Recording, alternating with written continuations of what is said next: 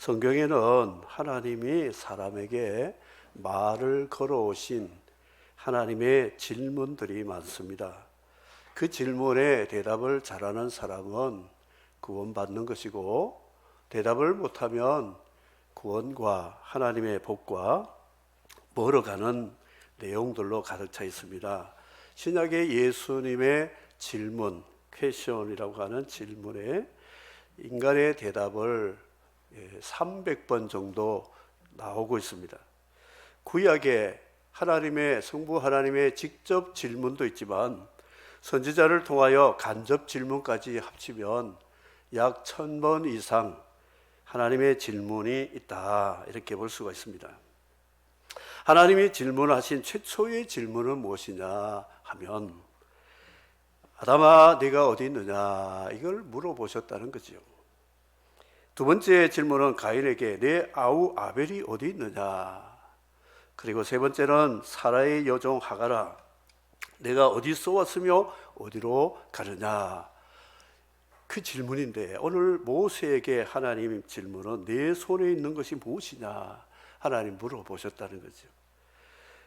하나님은 지금 어디에 있고 어디로 가며 또 무엇을 했느냐, 하나님이 물어보시는데, 하나님 질문에 정직하게 대답한 사람은 없습니다. 다 핑계대고. 아담이 이렇게 핑계댔죠.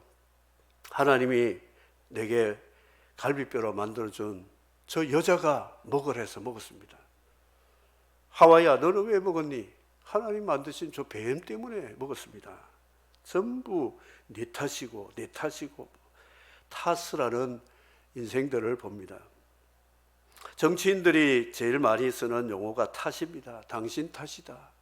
당신들 때문이다. 우리 솔직해져야 됩니다. 하나님 묻는 질문에 솔직해야 된다는 것이죠. 그렇지 않으면 회개의 역사가 나타나지 않고 하나님의 구원의 은총이 멀어지게 된다는 것이죠. 성경에 희한한 질문 대답이 있었어요. 나귀가 자기 주인에게 질문을 했습니다. 거꾸로 됐어요. 그러니까 주인이 나귀의 말을 듣고 대답을 했다는 거죠. 나귀는 정직하게 질문했는데 발람 거짓 탐욕의 선지자는 잘못된 대답을 한 것을 봅니다. 이 나귀가 길을 가다가 하나님의 사자가 칼을 뽑고 길을 막고 있는 걸 보고 두려워가지고 길을 가지 않으니까 채찍을 때립니다. 3번이나 때리고, 그래도 천사를 보고 두려워서 엎드리고 진행을 못하니까 지팡이로 때렸어요. 하나님이 나귀 입을 열어가지고 왜 나를 3번이나 때리냐 물어봤어요. 그리고는 거역을 했기 때문에 내가 칼이 있으면 지금 죽이고 싶다 할 때, 내가 당신을 평생토록 이렇게 한 적이, 이런 버릇이 있었냐 하니까 없었다. 그 정도 말하면 눈치를 채야 되는데도 나귀 탓을 하고 있는 거예요. 짐승보다 못한 이 발람의 모습을 봅니다. 하나님이 우리에게 물어볼 때 잘 대답해야 된다는 것이죠. 소크라테스의 삼파술이라는 그 언어학적인 용어가 있는데, 삼파는 산모가 해산을 할 때 힘을 북돋아주고 격려해서 아기를 잘 순산하도록 옆에서 돕는 것이지, 산파가 대신 아이를 낳아주지 않는다는 것이죠. 그래서 철학의 대가인 소크라테스는 제자들에게 철학 강의, 고상한 용어를 써서 철학 강의 한 번도 하지 않았습니다. 그는 스승이지만 제자들이 스스로 질문을 듣고 대답을 하고 생각을 하고 논리를 세울 수 있도록 그들에게 질문을 자주 했다는 것이죠. 설교자는 산파입니다. 제가 여러분을 대신해서 회개를 어떻게 합니까? 제가 여러분을 대신해서 어떻게 예수를 믿도록 하겠습니까? 여러분을 어떻게 하나님 나라에서 겸손히 봉사하도록 제가 대신할 수가 없습니다. 여러분들이 하나님 앞에 회개하고 믿음으로 살고 하나님의 형상대로 살도록 돕는 것뿐이지, 그 돕는 것도 성령님이 도와주지 않으면 제가 돕는 목회자의 돕는 것은 별로 도움이 되지 않는다는 것이죠. 하나님의 삼파술의 그 원조가 하나님이신데, 하나님이 아담, 가인, 그리고 하갈, 모세 등등 이들에게 스스로 깨닫고 스스로 대답하도록 질문하셨다는 것이죠. 성경을 그냥 빨리 오늘 석장 읽어야 밥 먹으니까 내용도 안 보고 그냥 빨리 해서 아빠 석장 다 읽었어요, 이제 밥 먹어도 되지요? 제가 주범입니다. 맨날 그 질문을 했어요. 성경이 뭔지도 모르고 그냥 빨리 석장 읽어야 밥 먹으니까. 물어보면 하나도 대답 못하는 거예요. 뭘 읽었는지 몰라요. 특별히 이제 사사기를 삼전도의 주체로 성경 옹기서기를 할 텐데, 사사기는 정말 복잡합니다. 전쟁 이야기하고, 그럼 물어보면 어떻게 대답하겠어요? 모르는 거예요. 그래서 스스로 우리는 하나님의 질문에 대답해야 된다는 것이죠. 이탈리아 카를로라고 하는 작가가 이 피노키오를 연재를 신문에다 실었는데, 이 아이들이 너무 좋아하는 거죠. 목수가 이 인형을 하나 만드는데 그 마술하는 요정이 와서 이 사람으로 변신시켜 줬다고요. 사실이 아닌데 이제 이야기죠. 근데 이 피노키오가 심술을 부리면서 사고뭉치, 여기저기 사고 터뜨리고 거짓말을 잘해. 거짓말하면 코가 자꾸 석자씩 튀어지고, 그렇게 하다가 이 작가가 신문사에 원고료가 작다고 좀 올려달라고 하니까 안 주는 거예요. 그래서 이 작가가, 피노키오가 그냥 이렇게 살다가 죽어버렸어요. 피노키오 주인공이 죽으니까 이제 이 피노키오 시리즈는 끝나잖아요. 그러니까 아이들이 섭섭해하고, 왜 피노키오가 죽었는데 그 다음 편이 뭐냐 신문사에 항의하니까 작가를 불러가지고 원고료 줄 테니까 피노키오 부활시켜달라. 그래가지고 죽은 피노키오를 제2탄에 부활시켜가지고 요놈이 이제는 심술이 아니고 착한 인간으로 하는 연재를 해서 인기가 올라갔어요. 그걸 뭐라고 하는 줄 아세요? 놀고 있네. 드라마 쓰고 있네. 소설 쓰고 있네. 이 세상에 지금 나오는 드라마가 전부 소설 쓰는 거예요. 이 시청자들의 반응에 몇 프로가 올라갔다면 더 자극적인 것으로 탁 올리고, 떨어지면 또 다른 국리를 해가지고 그런 거예요. 그런데 제발 여러분들이 믿어야 될 것은, 성경은 드라마가 아닙니다. 소설 쓰는 게 아니에요. 저와 여러분의 생사가 걸려있는 진리의 말씀임을 믿으시기를 바랍니다. 소설 쓴다면 얼마나 좋겠어요. 하나님, 나 지금 악역을 해가지고 지옥 갈 것 같은데 내가 헌금 좀 할 테니까 주인공으로 변신시켜줘가지고 나를 막 좀 띄워주십시오 해가지고, 하나님 그래 바꿔준다면 얼마나 좋겠어요. 소설 쓰지 마세요. 소설. 여러분의 인생은 여러분이 쓰는 겁니다. 누가 쓸 수가 없어요. 누가 지울 수도 없는 거예요. 매일매일 여러분이 언행심사에서 살아가는 24시간이 내가 손에 직접 잡고 작가처럼 내 소설을, 내가 인생의 모든 일정을 쓰고 있다 생각하면 지우는 것이 이게 쉽지 않다는 것이죠. 그래서 스스로 대답해야 된다. 모세에게 내 손에 있는 것이 무엇이냐 그랬습니다. 오늘은 종교개혁 502주년입니다. 1518년 루터가 중세교회 보니까 참 부패하고 타락했어요. 특별히 교황이 무엇을, 교황이라는 사람은 죄가 털 것만큼도 없다. 이 사람의 말은 100% 성경보다 더 권위가 있다는 무엇을 주장했어요. 그리고 그 교황청에서 베드로 성당을 지으려는데 자금이 모자라니까 국리를 해가지고 속죄표, 면죄부를 팔았어요. 죄를 많이 지은 사람이 신부에게 고해성사해서 고해를 하면 속죄표, 면죄부를 써서 줍니다. 그리고 기도해 주면 용서받는 거예요. 그러니까 죄 많이 지을수록 헌금은 많이 들어와서 건축 공기는 빨리 당길 수가 있으니까 이런 일을 했다는 것이죠. 교리를 엎어버렸어요. 마리아 숭배, 성인 숭배, 성물 숭배, 십자가 잡고 막 기도하면 더 기도가 잘 되는 이런 교리적인 부패, 예배도 성상을 만들어 놓고 그 분위기 속에 예배하지 성령과 진리로 예배하지 못하는 모습, 생활은 세상에 소금이 되지 못하는 맛이른 소금처럼 부패해가는 것을 보고 성경을 보고 회심했던 루터가 그가 비텐베르크의 예배당에다가 95개의 프로테스트라고 하는 항의문을 벽에 박았어요. 우리 예배당 식당 밑에 내려가면 알아먹지 못하는 독일어 95개 글자가 깨알같이 있죠. 저게 뭐야?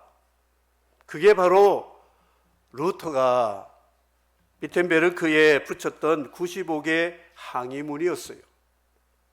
인쇄술에 비텐베르크의 인쇄술로 인해서 그게 인쇄대가 유럽 전역에 퍼뜨리면서 그 중세 세대의 암흑기에 성경도 모르고 자기 멋대로 살던 그들이 정신이 바짝 들었어요. 그래서 중세교회 50% 이상이 프로테스탄트로 바뀌어지는 놀라운 종교개혁이 일어났어요. 보름스라고 하는 대성당의 황제가 재판을 하기 위해서 루터를 소환을 했습니다. 거기에 교황의 무엇을 지적하고 인간이 죄를 살 수 없다, 돈으로 살 수 없다, 이런 95개 조항에 대해서 권력자에게 대항한다고 해서 이제 재판을 받으라고 소환령을 내렸을 때에 그가 이 찬송, 아까 불렀던 그 찬양을 내주는 강한 성이요 방패와 병기 되시니, 이 찬양을 부르면서 작사를 하면서 그곳에 갔었습니다. 그리고 목숨 걸고 그런 개혁운동을 해서 칼빈과 다른 개혁자들이 이 개혁적인 신앙으로 우리에게 유산을 넘겨줬다는 것이죠. 2019년, 지금부터 3년 전에 우리 재건 서명계 출신 집사님 부부가 그 딸이 또 독일인과 결혼했는데 제가 또 주례도 서고 뭐 그렇게 해서 초대를 했습니다. 종교개혁 500주년 바로 한 몇 달 전인데요, 초대를 받았어요. 차를 렌트카를 마음껏 쓰라고 해서 타고 다니면서 종교개혁 현장을 하나님 은혜로 다 봤어요. 비텐베르크 대학, 보름스 그 대성당, 아이젠하워라고 하는 곳에 바르트브루트라고 하는 거기에 숨어가지고 성경 번역하던 그 현장들을 보면서 감동이 되었어요. 그 아이젠하워라고 하는 곳이 BMW 만드는 공장이 있는, 자동차 메카가 있는 그런 곳이었어요. 하나님 은혜로 물어 찾으면서 그곳을 다 보면서 특별히 감동된 게 95개조의 항의문이었어요. 그 1조가 뭐냐면 우리 주 예수 그리스도께서 회개하라고 하셨다. 이 뜻은 신자의 생활 전체가 회개적이어야 한다는 것을 의미하는 것이다. 1조에 우리 예수 믿는 사람은 생활 자체가 회개적이어야 한다, 이렇게 못을 박았어요. 쭉쭉 넘어가서 8조에 보면 교회의 면죄법은 생존자에게만 적용되고 죽은 자에게는 적용치 말 것이다. 부모가 세상 떠났는데 천국 간지 지옥 간지 불투명해요. 그래서 죽은 부모를 위해서 면죄부를 한 보따리 사가지고 기도해주면 신부가 부모 저 음부에 간 당신의 부모는 이제부터 낙원에 들어갔어요 하면 낙원에 간 줄 아는 거예요. 장례식 끝났는데. 틀렸다는 거죠. 22절에 보면 교황이 연옥에 간 영들의 죄를 사면할 수 없다. 이는 그 영들이 세상에 살아있을 때 교회 법대로 속죄 행위를 했어야 할 것이다. 회개하고 세례받고 성찬에 참여하고 예배를 통하여 날마다 죄를 용서받아야 천국 가지. 교황이라고 면죄부 팔아가지고 천국 보내는 게 아니다. 이러니 이 교황청은 열불나기 시작하는 거예요. 그래서 죽이려고 했고 재판을 했지만 95개 프로테스트라고 하는 이 항의문을 통해서 우리 이 개신교가 나왔다는 것이죠. 우리 선배들의 그 은혜를 잊지 말아야 됩니다. 하나님이 이렇게 502년 동안 개혁의 복을 우리에게 주셨는데 어느 한국의 목회자가 이런 말을 하더라고요. 지금 대한민국에 루터가 와서 신앙생활을 한다면 950개조의 반박문을 써붙여야 할 것 같다. 이런 말을 했어요. 참 심각하다는 거죠. 교회가 교회답지 못하고 얼마나 세속적이고 부패하고. 이거를 우리가 회개하고 탄식하는 것이 종교개혁 502주년을 맞는 우리 한국교회의 과제가 됩니다. 정치, 법이 개조되고 사회가 개조되기 전에 우리가 먼저 변화되어야 된다는 것이죠. 우리가 소금이 되면 세상은 부패 막을 수가 있다는 것이죠. 종교개혁자들의 오직 성경, 믿음, 영광, 은혜, 그리스도, 오직 솔라라고 하는 그 외에는 다른 것이 없다. 인간이 아무리 선행을 하고 돈 주고 면죄부를 사도 죽은 사람 천국 못 가고 살아있는 사람도 회개하고 예수 믿지 않으면 자기가 자기 주님을 믿지 않으면 가족도 그를 천국 데려갈 수 없다. 이것을 믿는 것이 성경적이라는 것이죠. 이제 가라 하나님이 모세에게 명령했습니다. 신발 벗은 종이 되니까 이제 말 잘 들을 것 같아서 이제 가라 했더니 모세가 망설입니다. 왜 망설이느냐? 바로에게 가면 맞아 죽거든요. 그가 애굽 사람 쳐 죽이고 궁궐의 왕자 될 사람이 도망쳐 나왔으니 바로의 궁궐에 가면 모세는 맞아 죽습니다. 이거 무섭죠. 그리고 그걸 좀 이용해가지고 이스라엘 지도자가 좀 되려고 했는데 자기 백성들도 자기를 믿어주지 않고 하니까 그 불신을 가지고 있는 사람들에게 내가 하나님 보냈다, 내 말을 듣고 따라가자, 누가 믿겠느냐, 이게 두려움이 있었어요. 그럴 때 하나님이 모세에게 애굽의 정권 대사로 보내기 위해서 신임장 3개를 하나로 묶어가지고 주셨는데 그것이 오늘 본문에 나오는 지팡이가 뱀으로 된 기적을 보여주셨다 하는 것이죠. 아론의 쌍난 지팡이 이야기 알지요?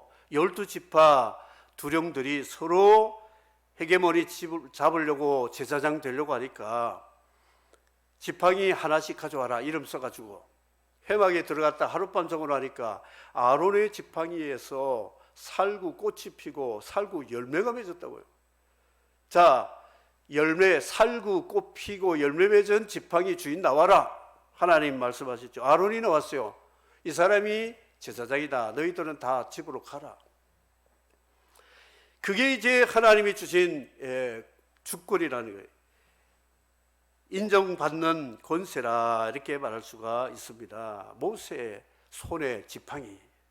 이 지팡이는 양치는 지팡이로 40년 동안 먹고 살던 자기 직업을 상징하는 지팡이, 밥 먹여주는 도구가 지팡이였어요. 그런데 던져보라니까 뱀이 나왔다고요. 아니 지팡이 속에 뱀이 숨어 있었어요. 깜짝 놀랐어요. 뱀 꼬리를 잡아라. 잡았더니 다시 지팡이가 되었다는 것이죠. 민중의 지팡이 경찰을 말하고 있죠. 그런데 이 지팡이, 내 손에 평생 나를 먹여 살렸던 직업의 도구인 목자의 도구 지팡이가 그 속에 뱀이 들어갔다는 거죠. 우리 집에 뱀이 들어왔다고 생각해 보세요. 기겁을 할 겁니다. 어느 교회, 마이애미, 플로리다 날씨가 따뜻하거든요. 교회에서 무슨 임직식도 있고 행사가 있어가지고 화환들을 쭉 놓았는데 행사를 예배하고 막 이렇게 하는데 그 꽃 속에서 이 방울뱀 같은 뱀이 나와가지고 기어가니까 수라장이 된 겁니다. 기겁을 한 겁니다. 이 뱀이 어디로 들어왔을까? 그 꽃 속에 숨어가지고 둘이 덩지치고 있다가 이제 날이 에어컨 트니까 시원하니까 이제 나가야지 하고 나온 게 기도할 때 아마 나왔겠죠. 그러니까 난리가 난 거예요. 이 꽃 속에 그 방울뱀이 지독한 맹독 독사가 숨어 있을지 누가 알았겠습니까? 모세 지팡이가 뱀이 숨어 있는 줄 어떻게 알았어요? 사랑하는 성도 여러분, 여러분의 학위, 학벌, 재능, 그리고 명예, 지위, 뭐 자랑할 만한 그런 거 자랑할 것 없어요. 하나님 앞에 검증받아야 됩니다. 하나님 앞에 한번 던져봐라. 던져보니까 뱀이 됐다고요. 뱀. 그 속에 이 사단의 상징, 선악과를 먹였던 그 뱀이 둥지를 틀고 숨어 있었다는 거죠. 우쭐하고 교만하고 남 깔보고. 사과 가져왔어요. 내 손에 든 게 뭐냐? 하나님 물어봤죠. 예, 애플입니다. 애플사, 이게 입에 한 먹은 애플. 저는 그 로고 별로 안 좋아합니다. 하나님은 그게 사과가 아니다. 선악과라, 선악과. 이거 먹으면 하나님하고 맞짱 뜰 수 있다. 하나님 될 수 있다니까 아내의 손을 빌려가지고 한입에 먹었잖아요. 그 아담은 하나님이 사과인데요, 사과. 하나님은 정직한 대답을 요구했던 거지요. 그 사과가 아니고 애플이 아니고 선악과잖아. 너 하나님 되려고 이거 먹었지? 물어봤죠. 그러니까 하나님 묻는 대답에 정직하라는 것이죠. 모세는 그렇게 믿었던 지팡이가 뱀이 된 줄 몰랐다는 거죠. 그런데 하나님 앞에 노출하고 다시 믿음을 가지고 잡았더니 지팡이가 되었다. 뱀, 숨어있는 뱀, 빠져나간 지팡이가 하나님 도구가 된다. 그 이야기를 하고 있습니다. 우리가 지팡이라고 믿고 이제 했는데 점점 세월이 갈수록 그 속에 독성이 나와가지고 독사가 돼가지고 남을 지도하는 리더가 되는 목자의 지팡이가 사람 잡는 지팡이가 될 수 있다는 것이죠. 이것 다 버려야 된다. 두 번째는 손을 품에 넣어라 했더니 넣었다가 빼니까 나병, 문둥병이 걸려가 허해졌어요. 깜짝 놀란 거예요. 내 손이 왜 이래? 집어넣어라. 집어넣었다 다시 보니까 깨끗하게 되었다는 거죠. 이 손이 더러운 손이에요. 더러운 손. 그가 사람 쳐 죽였잖아요. 그 주먹으로 40년 전에. 그러니까 자기의 깨끗한 척했던 손이 하나님 앞에 보니까 더러운 죄에 따른 거죠. 빌라도가 예수님 사형 언도를 내리고 그런 세숫대에다가 물을 담아가지고 손을 씻으면서 이 죄에 대해서 나는 상관이 없다. 손 씻는다고 빌라도 죄가 없어집니까? 양심에 아내의 꿈에서도 죄가 없다고 말해줬는데도 불구하고 신문을 했는데도 죄가 없는 줄 알고도 그래서 지금도 사도신경 할 때마다 전 세계의 성도들이 본디오 빌라도에게 고난을 받으사 손 씻었는데 본디오 빌라도, 본티오스 빌라도는 더 이름이 추하게 드러나고 있다는 것이죠. 아무리 내가 죄가 없다, 내가 잘못이 없다 그래도 하나님 앞에 한번 던져보고 하나님 앞에 한번 들어갔다 나와야 된다는 거죠. 그리고 세 번째는 모세가 자꾸 핑계대니까 강물을 떠가지고 땅에다가 한번 쏟아봐라 했더니 피가 되었어요. 물을 피로 만든 물과 피, 이 피는 생명이잖아요. 생과 살을 하나님이 모세에게 보여주셨다는 것이죠. 우리 예수님이 십자가에서 우리를 위해 흘린 것이 물과 피를 흘려주심으로 우리에게 생명을 주셨다는 것을 가르쳐 줍니다. 네가 애굽에 가지만 네 백성들을 살릴 수 있는 것은 피밖에 없다.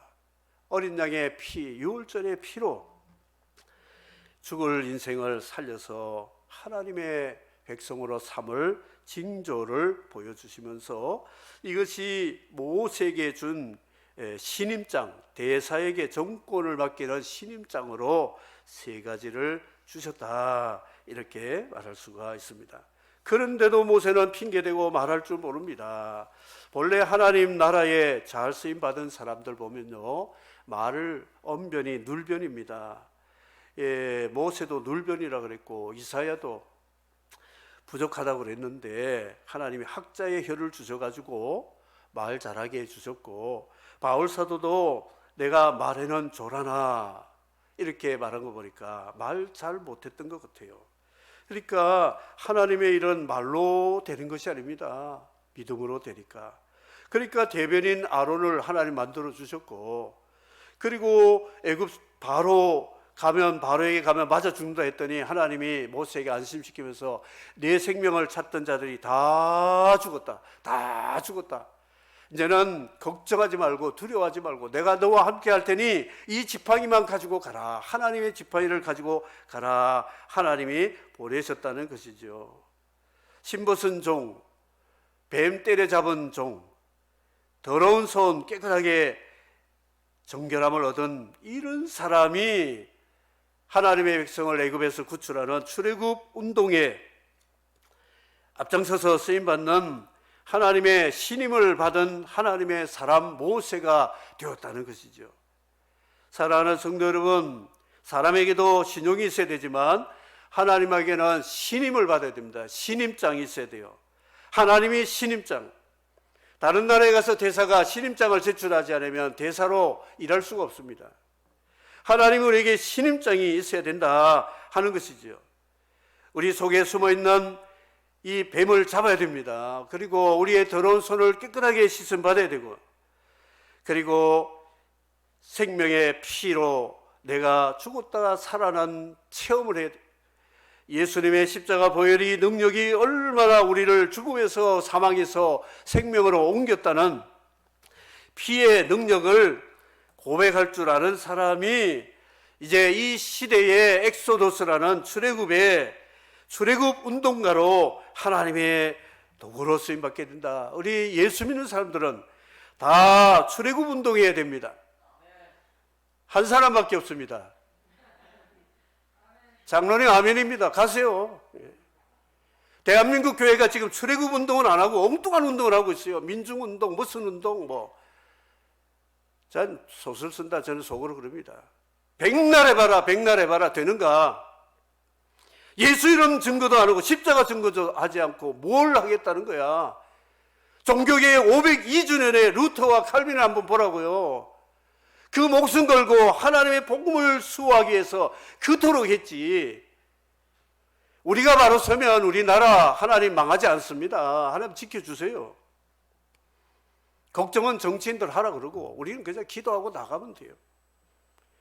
오늘 말씀을 맺도록 하겠습니다. 내 손에 있는 것이 무엇이냐? 하나님 우리에게 물어보십니다. 물어보세요. 하나님 물어보실 때 우리는 바르게 대답을 하면 하나님이 우리를 변화시켜서 하나님의 도구로 잘 쓰임받게 될 것이다. 특별히 은퇴하신 성도 여러분들은 지금까지 내가 지팡이로 살아왔지만 내 배운 지식과 기술과 은사들이 하나님을 위해서 잘 쓰임받는다면 그야말로 꼭 먹고 알 먹는다 그러잖아요. 얼마나 좋은 일입니까? 세상에서 잘 섬기고 이제 남은 여생을 하나님을 위해서 잘 쓰임받는다면 얼마나 명예스러운 것이겠어요. 그래서 실버 미션 하는 분들이 참 많잖아요. 은퇴하면서도 오지에 가서 선교하는 사람들이 있습니다. 오늘 말씀을 맺도록 하겠습니다. 종교개혁, 우리 선진들의 그 아름다운 신앙을 우리는 간직하고, 우리 재건교회 선배들도 신사참배 가운데 순교하며 순수한 신앙을 물려주었으니, 오늘 이 시대에 우리도 출애굽운동가로 하나님 앞에 쓰임받는 우리 하나님의 사람들 다 되시기를 예수 그리스도의 이름으로 축복합니다.